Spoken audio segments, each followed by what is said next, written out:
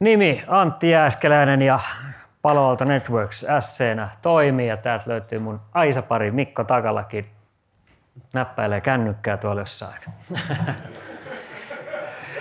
Toimitaan aisaparina tosissaan noin 10 isolle suomalaiselle asiakkaalle ja pyöritään siellä tuotantoverkkojen kanssa ja mullakin on historiaa sitten tuolta itse asiassa Telia Saigenin puolta useampa vuosi tuli rakennettua SOC-palveluita ja aikanaan tuli tehtyä dippatyökin vähän niin kuin sen aiheen tiimoilta ja kaiken maailman logien hallinnasta ja näin poispäin. Mutta sanotaan nyt, että olen törmännyt aika monessa asiakkaassa tietysti näihin OT-ympäristöihin ja myös haasteisiin siihen, mitä se tietoturva siellä on ja miten sitä monitoroida tai kontrolloida ja ylipäätänsä rakentaa. Ja meillähän on tänään täällä vähän muutakin settiä niin sanotusti, eli meillä on Tomi Tislaaja, joka taisi mennä johonkin palaveriin tässä välissä, mutta kello 13 niin käydään tislailemaan tuolla meidän Labra Tislaamolla muutamia juttuja läpi ja katsotaan, mitä se meidän teknologia on syönyt sisällensä ja miten ehkä tällaisia niin kuin SCADA-protokollejakin voidaan nähdä ja jopa sitten kontrolloida meidän Security Network Platformilla niin sanotusti, eli ihan palomuurilla. Ja tarkoituksena sitten, mulla oikeastaan tässä on aika hyvin käyty läpi haasteita ja asioita jo reformoinnin toimesta. Mä nostan muutaman jutun esille tuosta, mutta ylipäätänsä tarkoituksena on, että keskityn tuonne meidän verkkotietoturvan asioihin ja siihen puoleen. Ja kohta mä näytänkin tuossa, että meillä on hyvin monta eri muutakin platformia, tai sanotaan, että 3 keskeistä platformia, mutta verkkotietoturvan kautta lähestytään tänään tätä asiaa. Eli pari nostoa tuolta. Tässä on Dracosin meidän OT-puolen, voisi sanoa, että kilpailija, niin heidän teettämä tutkimus Sansin kanssa ICS OT-ympäristöistä, ehkä tällaisen niin kuin kyselyn kautta tehtynä, kannattaa käydä Lukasestolla ja Rapsa läpi, jos ei lukenut ja asia kiinnostaa. Mutta tämmöisiä suurimpia riskejä, missä se niin kuin compromise voisi tapahtua ja mistä se suurin impakti tulee, niin jos lähdetään maailmaltakin katsomaan, niin kyllä tietysti aika moni ympäristö on korkattu jonkun VPN-yhteyden kautta tai Ciscollakin olla joku keissi just haavoittuvuuden kautta käynnissä. Minä tiedän, että minulla on yksi forensiikkakaveri, mikä on nyt painanut useamman sellaisen keissin kanssa, missä ollaan tultu sitten tällaisen uuden haavoittuvuuden kautta ja VPN-yhteyden kautta sisään. Mutta aika useasti siellä on kuitenkin tällainen commercial OS kyseessä, tällaiseen niin kuin initial accessiin ajateltuna, että hyökkääjä kun tulee OT-ympäristöön, niin kyllä se jonkunnäköisessä työasemassa tai palvelimessa ihan perus IT-tavarassa on niin sanotusti kiinni. On se sitten pilven puolella jo ja sieltä kautta tai mitä liian, tai sitten tullaan Office-verkon puolelta, kun se on huonosti segmentoitu ja rajattu se IT-OT-rajapinta. Näissä asioissa meillä on aika paljon niin kuin perusasioita ja tehtävää, mitä me voidaan tehdä.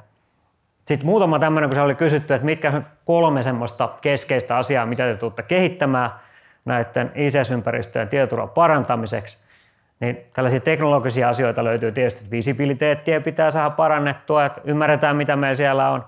Meidän pitää saada anomaliteetit kiinni siellä, että mitä poikkeavaa siellä on, mutta meidän pitää tietysti myös implementoida sinne virtual patchausta ja muuta semmoista, että me voidaan oikeasti estää, rajata niitä tunkeutumisia siinä ympäristössä. Mutta siihen top 5 liittyy jo sitten kuitenkin semmoinen, että se oli iso kasvu esimerkiksi siinä, mä muistan miltä aikaväliltä oli tehty, että kuinka paljon pitää ruveta käyttämään niin kuin ulkopuoliseen konsultointiin rahaa ja ruveta ottaa ulkopuolelta sitä apua, että hommat saadaan rakennettua niin kuin hommat pitäisi rakentaa, mitä nyt tässäkin ollaan käyty jo tänään läpi. Ja myös siihen, että investoidaan siihen koulutukseen, siihen koulutuspuoleen siihen, että nämä IT-OT-ihmiset rupeaa juttelemaan vähän enemmän keskenään. Niin kuin tässä äsken käytiin, kun aloitettiin koko setti läpi, niin siellä puhutaan vähän eri kulmista asioita, mutta asioiden pitäisi yhdistyä ja ihan selkeä iso konvergenssi tässä on ja omanlainen käppi tämän IT:n ja OT:n välillä, missä on aika paljon tekemistä. Ja tietysti teknologialla on myös oma osuutensa. En käy näitä haavoittuvuusasioita niin tarkasti läpi, mutta niitäkin tuolla sivuttiin. Aika hyvä huomio, että niitä on paljon siellä.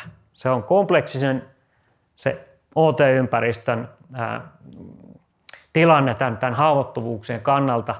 Niitä ei pystytä pätsäämään, siellä huoltoikkunat on milloin on. Ja sitten mietitään, mitkä ne mitigaatiokeinot siellä on. Taas puhutaan tosi perusasioista. Puhutaan niistä segmentoinneista ja mikrosegmentoinnista, mitä käytiin läpi, ja etäyhteyksien hallinnasta ja tietysti myös niin kuin uhkien torjunnasta, että pystytään tällaisia malvareja, jotka lähtee leviämään ihan hallitsemattomasti siellä verkossa tai joku ransomware-toimija toimii siinä ympäristössä. Itse olin pari vuotta sitten tutkimassa forensiikkan mielessä yhtä keissiä, missä oli tämmöinen pieni energiatuotantolaitos liittyen isompaan tehtaaseen, joka oli ihan sivutoimija, mutta heille tuli vähän niin sanotusti kakkaa tuulettimeen ja tämmöinen Hive ransomware-keissi sitten ja siellä oli kaikki lukossa ja huono etäyhteys, taisi olla joku RDPkin auki sieltä ympäristöstä, mutta siinä olisi ollut ainekset vähän isompaakin ongelmaa. Sitten tietysti liikenteen rajaaminen ja ylipäätänsä uhkien tunnistaminen. No se, mitä meidän pitää tietysti tehdä, että kun tässä on konvergenssista kyse ja toi on kompleksinen tuo keskusta, niin kun, nyt on todella pimeätä, mutta riittävästi näkyy, niin ihmiset, prosessit pitäisi saada linkitettyä toisiinsa ja tietysti tällaisena niin teknologiatoimittajana Palo Alto Networks, niin kyllähän meidän tehtävä on sitten tuoda semmoista teknologiaa siihen alle sen tietoturvan kannalta, että pystytään puhumaan sitä samaa kieltä. Ja tämä on mun mielestä niin tosi tärkeää. Että jos siellä nyt on kiluja ja kaluja useita, sitten sulla on siellä vastuullisia useita, siellä on OT-ihmiset, jotka vastaa jostain, siellä on IT-ihmiset, jotka vastaa jostain, ja missä se homma kohtaa, niin saat nopeasti aikamoisessa suossa, ja sitten ainakin ostat aika paljon ulkopuolelta apuja tai palvelutarjoajia ja kaikennäköistä muuta. Niin kyllähän tämän asian, se pitää tehdä yksinkertaisemmaksi. Että ollaan segmentoimassa jotain, niin meidän pitää ymmärtääkin, että miten me ollaan segmentoimassa, miten ne transaction flowt siellä eri järjestelmien välillä on. Meidän pitää ymmärtää, mitä assetteja meillä on. Jos OT-ihmiset ymmärtää heidän assettinsa, niin miten se IT-porukka, joka sitten saattaa olla niin kuin Suomessa erityisesti, ei meillä ole mitään tämmöisiä OT-sokkeja, harvemmalla on varaa ostaa tämmöistä spesifistä OT-tietoturvavalvomaa, joka ymmärtää tasan tarkkaan, mitä siellä on. Jos ajatellaan, että siellä on joku assetti, niin kyllä meidän pitäisi niin kuin aika nopeasti saada ymmärrys sinne tietoturvavalvovalle IT-toimijalle, että mistä tässä on kyse. Ja teknologiaahan tähän taustalle se tietysti tarvitaan. Sitten kun lähdetään eteenpäin, jos suunnittelee asioita, niin Zero Trust-mallit, joka nyt on tietysti ei mikään tuote ja ratkaisu, vaan jonkunnäköinen malli, on aika hyvä lähtökohta siihen, miten lähteä rakentamaan asioita. Meidän pitää ymmärtää se meidän hyökkäyspinta-ala, ne meidän assetit sieltä. Meidän pitää ymmärtää, kuka juttelee kenekin kanssa ja miten juttelee, että me voidaan oikeasti suunnitella ja arkkitehtuuri rakentaa sille verkolle oikein. Sen jälkeen me päästään rakentamaan niitä politiikoita sinne ympäristöön. Jälleen kerran, mitä tarkemmin me ymmärretään ne järjestelmät ja voidaan puhua sitä samaa kieltä, niin me saadaan sellaisia politiikoita sinne, mitkä oikeasti auttaa. Ja sitten tietysti monitoroidaan, ylläpidetään. Ja sekin on tietysti, että jos sulla on niin kuin 1 000 000 vendoria, niin ei se ole ihan kovin helppoa, kun ratkaisukirjo on iso. Tietenkin tämä asia on ihan eri asia. Greenfield-ympäristöön päästään alusta lähtien rakentamaan se homma silleen, että se on oikeasti turvallinen, rakennettu oikein segmentoinnit, pääsynhallinnat. On se etäyhteyksiä, sinne huoltoyhteyksiä tai on se sitten niiden applikaatioiden välisiä, PLC ja HMI:n välisiä yhteyksiä, mitä ikinä. Brownfield-puolella se on ehkä enemmän siitä, että mennään syklittäin, joudutaan palaamaan ja saadaan pala kerrallaan rakennettua asioita, mutta ei todellakaan tietysti helppoa. Ja tässä on tietysti se, mitä meidän industri niin sanotusti tuo pöydälle, että tässä on sulle kaikki kilut, kalut. Ja tätä on tehty tietoturvapuolessa itsekin tuolla tietysti joskus 2006 ja muuta ja 10 ja niin poispäin. Ne nähnyt hyvin kompleksisia, missä integroitiin yhtä sun toista valmistajaa yhteen, että saatiin asioita aikaiseksi. Mutta koko ajan ollaan nähty sitä, että eihän se ole se oikea homma. Me halutaan kyllä best of breedia, mutta kyllä me halutaan myös niin kuin platformia. Ja sitähän me ollaan rakennettu Palo Altolla hyvin pitkään ja sitä monet sisot ympäri maailman globaalisti peräänkuuluttaa, että tänne suuntaan on pakko mennä. Ja tässä asetelmassa tietysti en näitä kanterhöpinöitä tässä sen kummemmin käy läpi, mutta että ollaan aika hyvässä asemassa siinä. Me ollaan hyvin monessa kulmassa liidereitä ja se meidän tavoite tietysti talona onkin, että meiltä löytyy se asetelma joka kulmasta. Ja sitten ihan pikaisesti tämä meidän platformikokonaisuus ja ratkaisupaletti. Tänään keskitytään tähän keltaiseen osa-alueeseen, eli ihan network securityin, palomuureihin, security-yhdyskäytävöihin ja oikeastaan vielä tarkemmin tuohon harmaaseen laatikkoon OT securityin. Mä avaan sieltä asioita. Mutta tietenkin niin peruspalomuurilla jo mietitään segmentointia ja kaikkea, miten se palomuuri voidaan siellä verkossa sijoittaa siihen ympäristöön. Niin siinä on jo paljon juttuja. Ja tietysti myös se security content inspection, eli sen niin kuin sisällön tarkastaminen on iso asia tuossa platformissa. Ja nyt tietysti jos niin miettii, että meillä on 3 platformia, me mennään tuonne pilveenkin, me tehdään siellä asioita, me voidaan mennä code to cloud-tyyppisiin asioihin ja hyvin syvällisesti sinne, että mitä siellä rakennetaan. Me voidaan auttaa sokkeja rakentamaan asiat ihan eri tavalla. Meidän Cortex-platformilla on tuo vihreä häkkyrä. Ja tietenkin nämä kaikki asiat voisi olla hyvin lähellä siten, että jos miettii vaikka meillä muutamia asiakkaita ja OT-ympäristöjä, niin he on lähtenyt viemään sitä tällaista niin kuin verkkotietoturvaa ja yhdistämään sitä endpoint-tietoturvaa yhtä lailla. Commercial OS löytyy aika monesta paikasta. Kyllä sinne jonkun agentin pystyy aika monelle tasolle OT-ympäristöihinkin tiputtamaan. Ja taas yhdistämään sitä ymmärrystä, että mitä siellä oikeasti on, mitä siellä oikeasti tapahtuu ihan tasan tarkkaa prosessitasolla, että voidaan tietää ja olla varmoja, että siellä ei toimia siinä ympäristössä olla. Eli tämä, niin kuin, itse näen tämän niin kuin tosi mielenkiintoisena osa-alueena OT-ympäristön osalta, miten meidän teknologiaa voitaisiin hyötykäyttää siellä erityisesti tämän Cortex-platformin avulla yhtä lailla. Mutta tietysti koko ajan OT-assetitkin menee pilveen, siellä on asioita, niin kokonaisvaltaisesti tietysti paljon tekemistä. Ja tähän muuten platformi, jos miettii, että meillä on 3 platformia, ehkä 4. on tämmöinen palvelukerros siihen menemättä, mutta tänään liittyy 3- ja 4-kirjaimisia akronyymejä ihan valtavat määrät. Platformia on. Mutta muureja, pakollinen vendorikalvo, mitä vihaan yli kaiken, mutta otin sen tänne silti. Paljon kaikkia laatikoita, mutta myös virtuaalisena, myös SASE-mallina. Se oikeastaan vaan kertomaan, tuohon meidän PA400-sarjaan on muuten tulossa sitten tämmöinen rukkeroitu OT-ympäristöihin sopiva mallikin ihan tuota pikaa. Tällä hetkellä siellä on tuo pienimpään päähän tuo 220, mutta hommat kehittyy. Mutta jos me mennään tähän perus Network Security-platformiin ja muuriin, niin me pystytään siellä OT-ympäristössäkin tekemään jo hyvin paljon asioita. Ja jos lähdetään siitä niin kuin content inspectionista, niin siellä on monta eri layeria.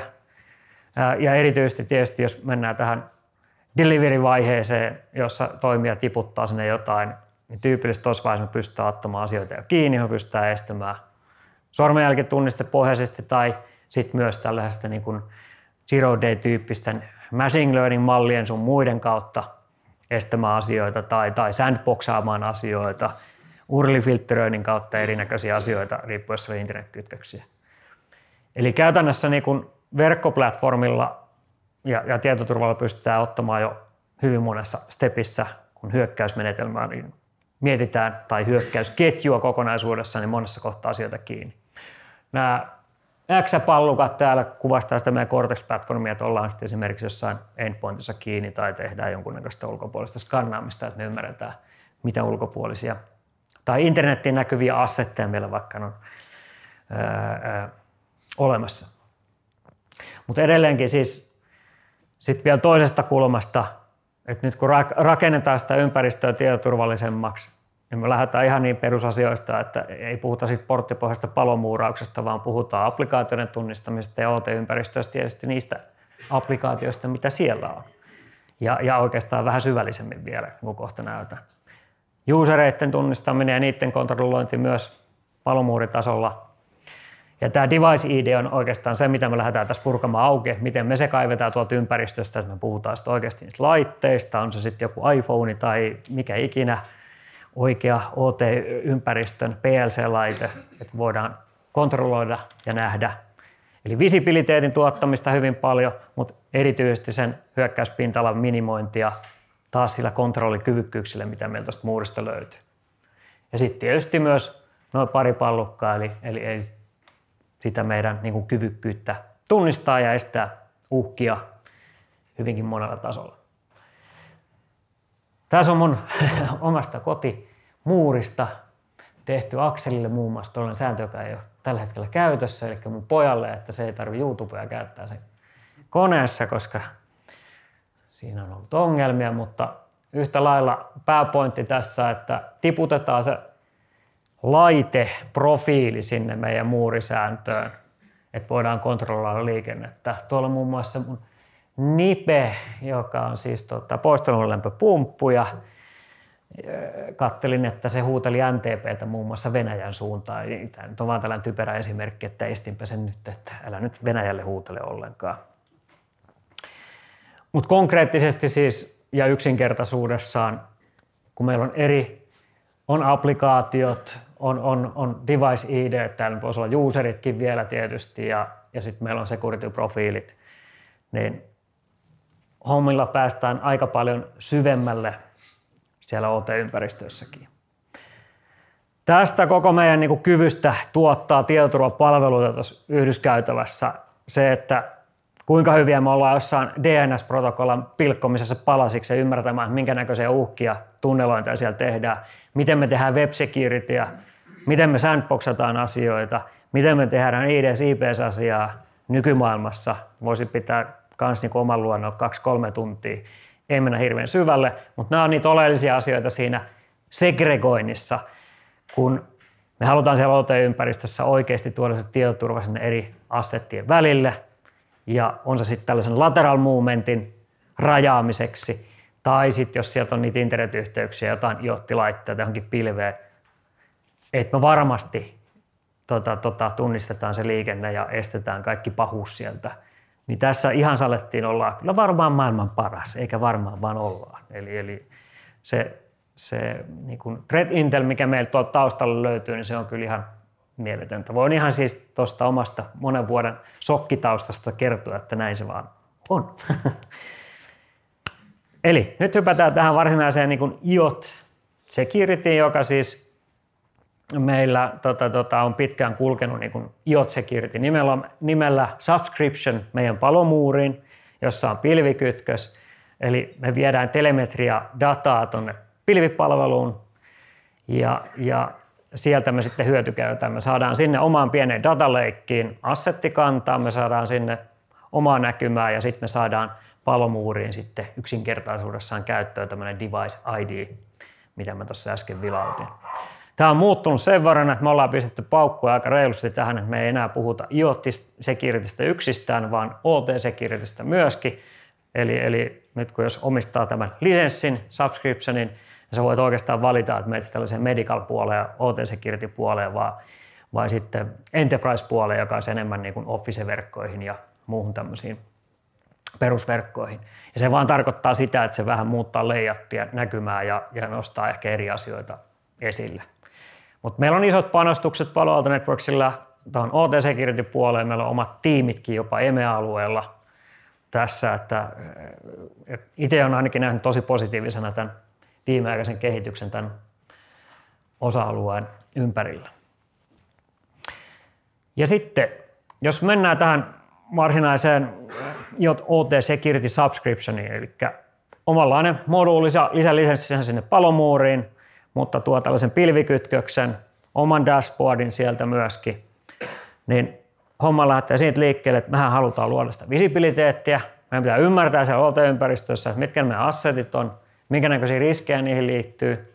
Tietysti kun me tehdään passiivisesti tai verkkoliikenteestä analysoiden, niin sanotaan, että kerrotaan, että tuossa kamerassa on tällaisia haavoittuvuuksia, niin sehän perustuu siihen tietoon, mitä me ollaan siitä verkkoliikennestä saatu ja ymmärretty siitä assetista.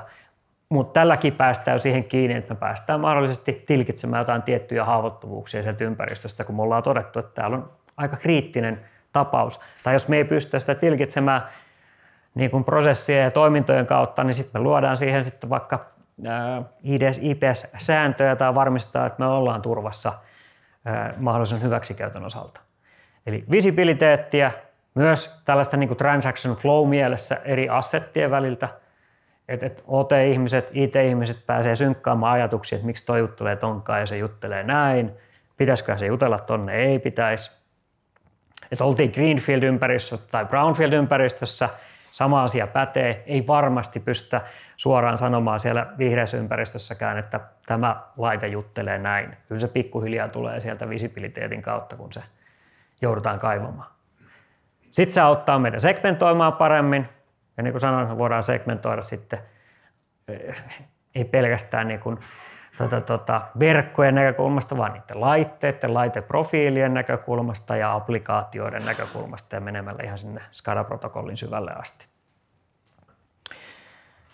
Ja tietenkin tämä prevention-puoli on yksi tärkeä, mutta tietysti se, mitä me tuodaan pöydälle, Palo Alto Networksia kustannustehokkaasti on heti ensimmäinen otsikko, ei varmaan kaikille tuo sitä fiilistä, että Palo Alto on halvin kaikista, ei ole. Mutta nyt sitten jos taas ajatellaan sitä asiaa, että meillä on niin kuin useita eri ratkaisuja siinä OT-ympäristössä sen tietoturvan näkyvyyden rakentamiseksi, kontrollin rakentamiseksi, ties vaikka minkä asian eteen, niin se, että nyt sitten yhdistetään asioita yhteen platformiin ja saadaan oikeasti rakennettua sitä ympäristöä tietoturvalliseksi samojen näkymien, asioiden, käsitteiden kautta, niin yhtäkkiä se puhutaankin aika isosta TCOsta. Ja ehkä vielä OT-puolella siitä, että tuolla on paljon meidän rakkaita kilpailijoita, jotka sitten, siinä on vaatimuksena, että sinne tiputetaan sensoreita sinne sun tänne. Joskus ne voi olla virtuaalisia toki, sitten se on ketterää, mutta aika useasti ne on sitten fyysisiä sensoreita. Niin onhan se toinen tilanne, että jos sieltä jo löytyy Palo Alto Networksin palomuuri ympäristössä, johon on lähdetty näitä segmentointeja ja asioita tekemään, sieltä vaan täpätään asioita päälle ja lähdetään rakentamaan sitä OT-tietoturvaa paremmaksi. Niin siinä ehkä nyt tietysti niin kuin suurimmat TCO-asiat. No miten me se Device ID sieltä saadaan ulos? Siitä verkkoliikenteestä tämä nyt on ehkä hyvä tietää ja ymmärtää myös. Meille tulee palomuuriliikenneloggia. Joo, tärkeää. Sitten me saadaan threat-logia, joka on käytännössä meidän IDS-IPS-logia. Meillä on DNS-liikennettä. Mutta tämmöinen niin kuin iso tekijä tässä on myös tällainen Enhanced Application Logging. Näytän kohta, se on tavallaan jäävuoren alaosa tästä koko hommasta jo. Eli meillä on niin kuin paljon dataa, mistä me tehdään tunnistusta. Ja käytetään jo MAC-osoitteita yhtä toista headeriä sit näistä protokolleista, että me tunnistetaan se laite. Me käytetään machine learningia, erinäköisiä malleja, tietysti ihan fingerprinttejäkin, että me tunnistetaan niitä laitteita ja profiileja, mutta ihan lennosta myös tunnistamalla ja ymmärtämällä, että tämmöisiä laitteita täältä ympäristössä löytyy. Tietenkin meidän pitää saada sitä liikennettä. DHCP-liikenne IoT-ympäristössä on tietysti aika oleellinen, että sen saa kiinni, mutta OT-ympäristössä meillä on paljon staattisia IP-osoitteita, niin se ei aina ole niin yksinkertaista ja suoraviivasta saada joka ikistä assettia kiinni, johonka meillä löytyy sitten myös integraatioita, miten me saadaan kytkintasolta vaikka SNMP-pollauksen kautta lisätietona, että tämmöiset assetit sieltä löytyy. No anyways, kolmitasoinen kategorisointi sille laitteelle, jota me voidaan sitten hyötykäyttää ihan suoraan siellä muurissa tai nähdä siellä lokeissa. Ja sitten tuodaan myös jonkin verran myös tämmöistä niin kuin OT-spesifistä threat detection prevention asiaa siihen meidän muuriin tämän niin kuin IoT OT-securityn myötä. Ja sanotaan nyt, että ei ehkä OT-puolella niin helppoa, mutta IoT-järjestelmien osalta niin me pystytään myös tekemään tällaisia policy recommendationeja siihen sitten ymmärryksen kautta tuomaan, niin kuin, että nämä laitteet tällä profiililla juttelee näin, rakennetaan palomuurisäännöt sen pohjalta sitten, eli helpottaa ja nopeuttaa tekemistä siinä. Enhanced Application Logging, ihan pikaisesti vaan tämä jäävuoren alaosa, eli palomuurilogi se on aika rikasta, mitä me tehdään, on URL-logit, threat-logit ynnä muut, ja siellä on paljon, mutta me itse asiassa pureskellaan hyvin paljon enemmän asioita, jotta me pystytään tunnistamaan niitä laitteita, jotta me pystytään tunnistamaan OT-tyyppisiä uhkia paremmin. Ja itse asiassa, jos tämä liitetään vielä meidän Cortex-platformiin ja siihen tällaiseen niin kuin Network Detection and Response-puoleen, että me vietäisiin meidän muureilta telemetriaa meidän Cortex XDR-platformiin, niin sitten tämä rupeakin niin kuin olemaan jo tosi isossa merkityksessä muun muassa autentikointien, identiteetin niin kuin poikkeavuuksien ja muiden osalta. Ja nyt tietysti niin kuin yksi osa sitä meidän OT security-ratkaisua on se meidän muurin kyvykkyys. Ja ihan perusasiat, kuten App-ID. Eli se että mikä se applikaatio on siinä verkkoliikenteessä tunnistettuna on. Me ollaan koko ajan luotu ja koko ajan tehdäänkin lisää. Tämäkin oli viimeisin kalvo, niin se oli muuttunut jo vissiin 200 toi App-ID-määrä tässä OT-ICS-puolessa. Eli niitä tulee koko ajan lisää. Meille tulee koko ajan se, että me tunnistetaan niitä OT-assetteja eri lailla. Me lähdettiin jostain medical-puolella tämän ratkaisun kanssa aikanaan, kun Palo Alto Networks osti Zingboxin. Mutta nyt sitä ollaan koko ajan tuomassa enemmän ja enemmän sinne OT-puolelle ja enemmän tunnistetaan nimenomaan niitä laiteprofiileja sieltä. Ja sitten tietysti meidän niin kuin threat prevention puolella tätä kehitystä ollaan tehty hyvin paljon, mutta edelleen vielä hyvin OT-spesifisesti niitä fingerprinttejä, mikä se ja muuta tunnistusmekanismia sinne meidän muuriin, että mitä ne uhkat erityisesti OT-ympäristössä on. Ihan esimerkkinä App-IDstä puhutaan Siemensin protokollasta, niin miten se ilmenee meidän App-ID-puolella, niin me päästään siis komentotasolle niin sanotusti. Ja varmasti ei niin kuin joka ikistä SCADA-protokollaa pureskella tällä tavalla auki, mutta suurimmat on siellä edustettuna ja sieltä löytyy tosi paljon niitä ja meillä on myös kyvykkyys lähteä tarvittaessa rakentaa, jos sieltä joku eksoottisempi löytyy, niin sitä App-ID-kyvykkyyttä, kun liikennettä saadaan vaan haltuumme. Me hypätään kello 13 tosissaan tämän OT Security tuotteen pariin ja nähdään sieltä sitä GUIta, että miten ne assetit siellä näkyy tuommoisesta Tislaamo-ympäristöstä, joka on tietysti aika pieni siinä.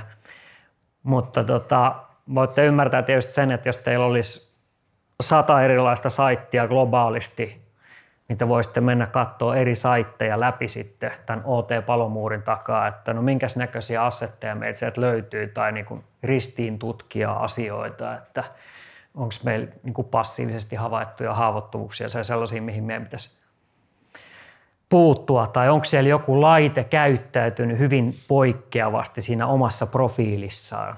Eli me pystytään niin kuin kertomaan tuossa OT Security-tuotteessa, että laiteprofiilista se, että tämä on niin kuin ihan commonia sun ympäristössä, että nämä juttelee tällä tavalla, täällä on nämä laitteet, jotka juttelee poikkeavasti, ja sitten vielä oikeastaan vertaamaan sitä tällaiseen niin kuin geneeriseen, miten nämä laiteprofiilit yleensä juttelee, että osuuko ne sinne.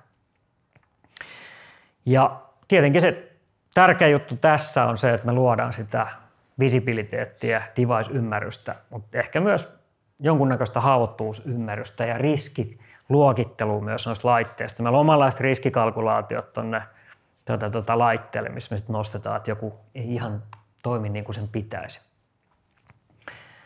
Segmentoinnin hyödyt tietysti siinä, että nähdään niitä transaktioflowta, voidaan vähän rakentaa vaikka Purdue-mallin mukaisesti. Toi on onneksi vähän vielä kehittyväkin osa-alue, että mä ainakin itse olen muutamat kehitysideat tuonne meidän product managementtiin jo laittanut tuosta, että miten tämä Purdue-mallin kommunikointi haluttaisiin visualisoida ja mitä siellä on.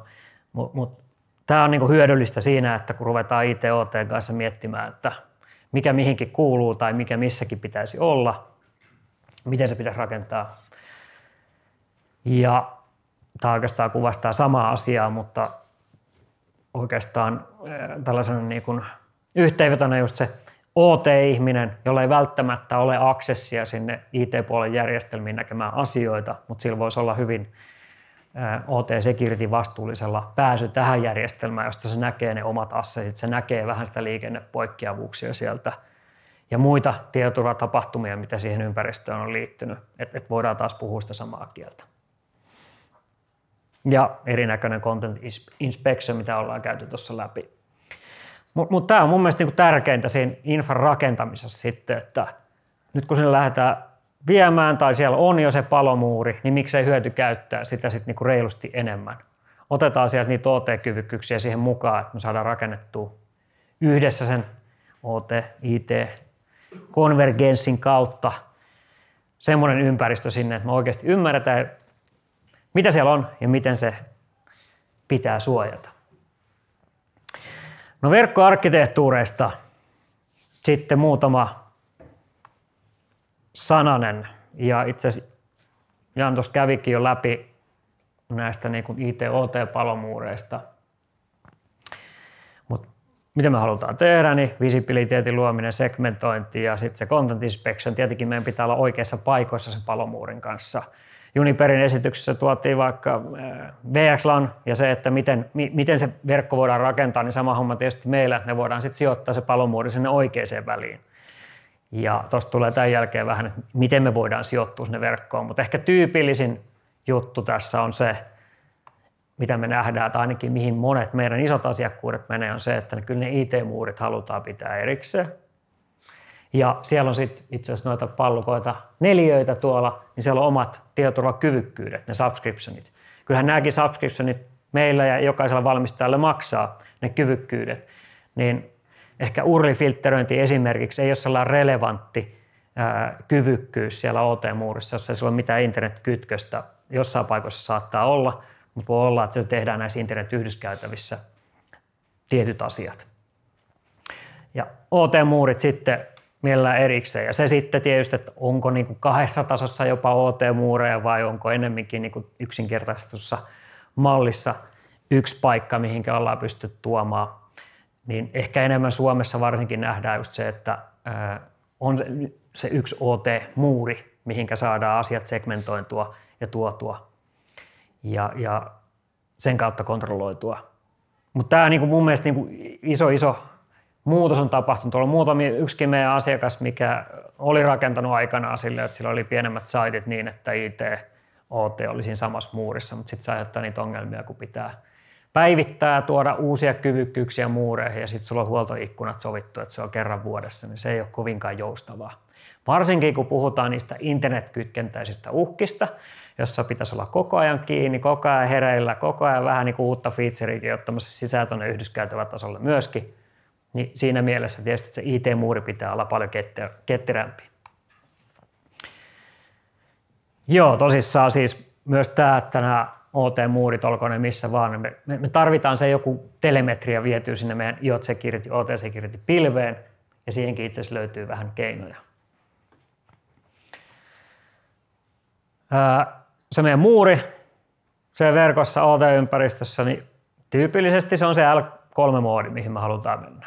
Mitä me nähdään, että siihen suuntaan suunnitellaan, että me ollaan oikeiden segmenttien, jos se on purkuemallien mukaan tehty, niin tyypillisesti tietenkin niin kuin IT-OT-rajaus, mutta myös sitten se level 3 puolikas, niin sanottu DMZ-zone, missä sulla tietyt hyppykoneet esimerkiksi sijaitsee, mutta myös se level 3.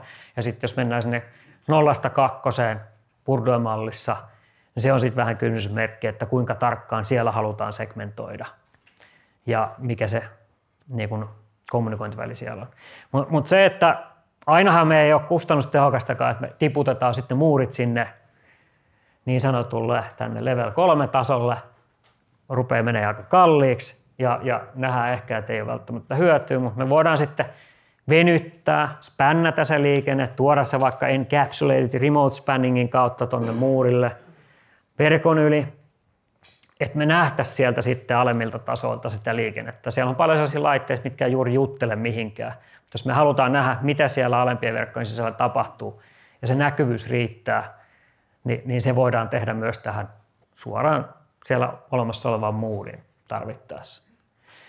Ja tuossa meidän Tislaamo-keisissä, mitä me tuolla kello 13 jumpataan, siellä itse asiassa tehdäänkin tällainen VLAN insertion, inhottava sana ainakin suomalaiseen suuhun, mutta L2-moodissa voidaan myös tiputtaa se muuri sinne väliin.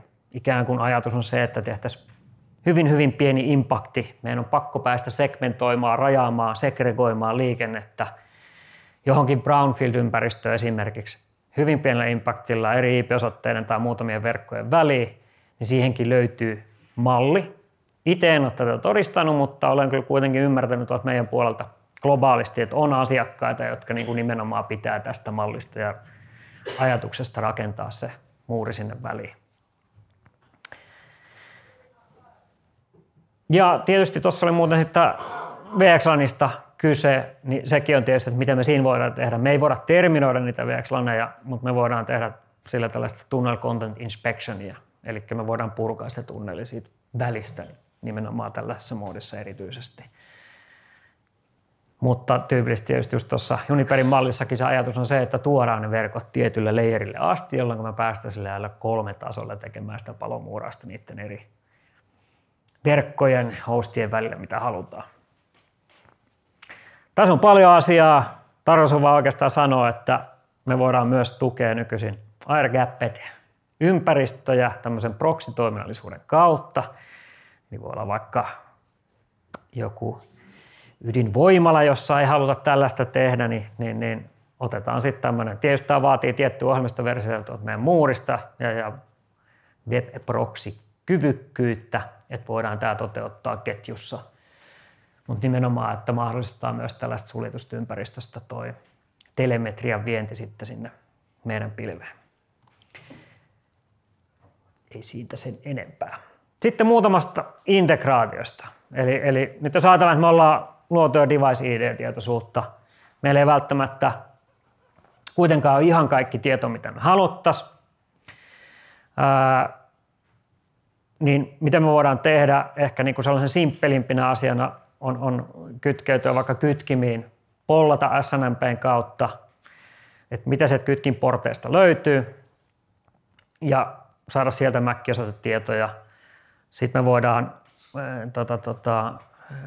haavoittuvuuksien hallintaan integroitua esimerkkinä myös NAC-puolelle. Meillä on Suomessa ainakin yksi ympäristö, missä on tämmöinen Cisco-NAC-integraatio tehty tämän JSecurity välillä. Ja siellä on muita tapoja toki. Ja sitten tietysti ehkä tuo asset management. Mutta jos tästä nyt esimerkkinä mennään vaikka tähän SNMP-kroolaukseen, johon muuten tulee kohtapuolin muutos siten, että me voidaan tehdä se muurilla. Mutta me voidaan nykypäivänä tuottaa se tällaisella erillisellä XOR-enginellä.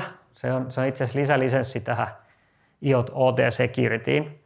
Eli se on hyvin tämmöinen köykäinen palikka niin sanotusti siihen viereen ja oma virtuaalikoneensa pieni engine tuohon ympäristöön, joka voisi tämän lisäksi tehdä muitakin asioita nimenomaan näiden integraatioiden järjestämiseksi, mutta se voisi pollata näitä kytkimiä läpi ja saada sieltä sitä tietoisuutta, että mikä se hosti siellä jossain kytkimen takana on ja missä se portissa on. Ja jos katsotaan, niin se näyttäytyy sitten siellä IoT OT Securityssä siten, että meillä on assetti, josta tiedetään, että se on joku Cisco-laite ja itse asiassa tässä on ollut joku toinen esimerkki, mikä olisi kertonut mikä on jonkun kytkimen takana, mutta että me nähdään sitten, että missä portissa esimerkiksi joku kamera on ja päästään nopeammin keissiin kiinni, mikäli on tarvis. Ja itse asiassa tämä asia, mitä tästä tulee mieleen itsellä, ainakin tuolla SOC-puolella toimineena, että kun lähdettiin tekemään tällaisia OT-ympäristöä, tietoturvapalveluja ja valvontaa, niin yksi iso haaste oli se sitten, että meidän analyysti saa hälytyksen, missä on IP-osoite, ja se tulee tuolta jostain OT-ympäristöstä, siinä näkyy tällaista. Sitten se on silleen, että mitä mä teen? No, soitetaan, laitetaan viestiä johonkin, ja sitten ruvetaan selvittää. Mutta jos se näkisikin jo suoraan, että hei, tämähän on tällainen kamera, ja se pystyy heti peilaamaan, että näin nämä muut kamerat täällä ympäristössä toimii, niin heti silloin olisi niin kuin paljon nopeammin, isommin kontekstia ymmärtää, että onko tämä oikeasti juttu vai ei. Ja tämän niin kuin OT Security-tuotteen kautta, esimerkiksi niissä ympäristöissä, missä oltiin, niin päästiin paljon nopeammin siihen, että meillä oli joku ymmärrys siitä ympäristöstä, vaikka tultiin ihan niin kuin IT-sokkipuolelta ympäristöön kiinni. Tämä tosissaan on menossa siten, että yksinkertaistetaan ja pystytään muurissa tekemään tämä sama asia.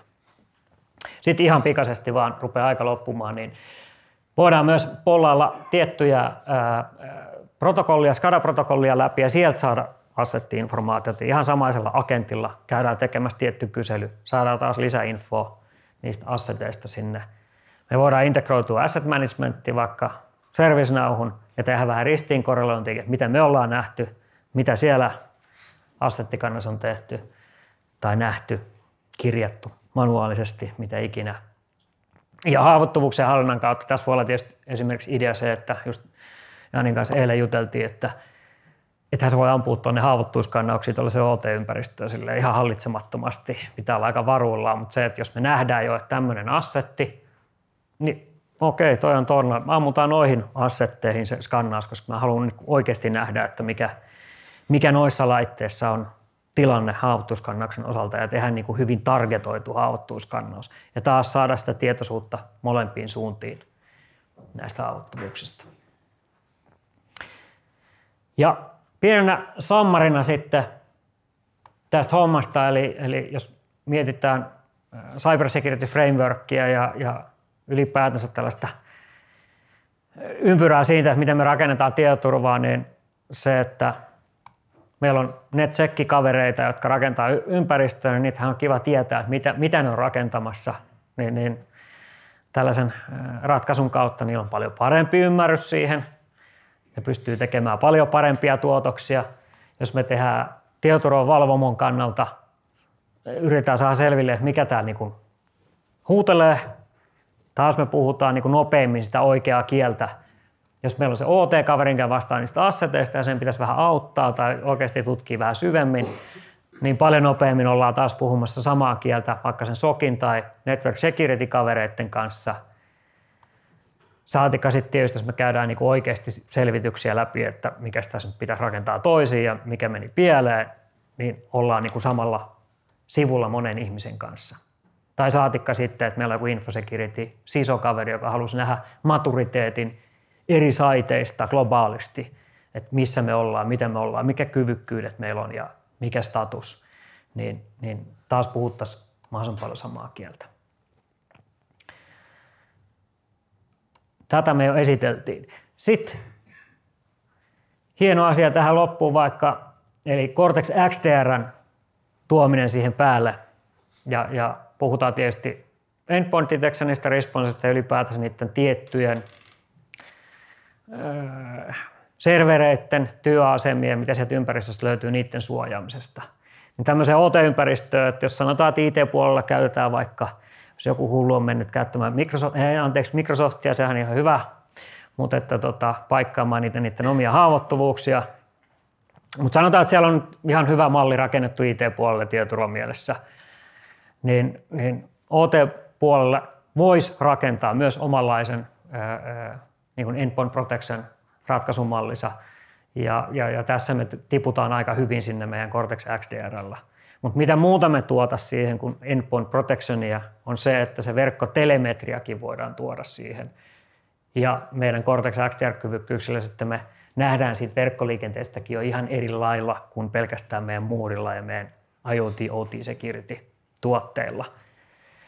Niin tässä on hirveä busy kalvo, mutta kaikkea mahdollista ja maan ja taivaan välitä, mutta integroidaan yhteen, jonka jälkeen mielellään päästä tällaiseen hienoon tilanteeseen, että lähtikö se sieltä päälle. Nyt on niin pimeä kuva, että oikein hyvä. Meidän niin kuin tulevaisuuden Cortex XSIAM-järjestelmästä vähän tämmöistä kuvaa, eli meillä on monia eri tapahtumalähteitä, mutta meillä olisi siitä OT-ympäristöstä ne oleellisimmat tapahtumalähteet kasassa. Me vietäisiin ne keskeiset alertit sinne, me voitaisiin käyttää oikeasti machine learningia. Meillä on normalisoitua, stitsattua dataa yhdessä ja sieltä päätäisiin sitten eteenpäin sinne, että me puhuttaisiin niiden miljoonien alerttien sijasta ja ihmeellisyyksien sijasta niin oikeista asioista mahdollisimman nopeasti ja saataisiin ne kriittiset asiat sieltä esille. Mutta tämä nyt oli vähän tällainen karkki vaan tähän loppuun ja itse asia oli ehkä enemmän siellä niin kuin verkkotietoturvan puolella, mitä käytiin läpi. Kello 13, tislaajat tulkoon tislaamaan ja minäkin löydyn sieltä huoneesta. Kiitos.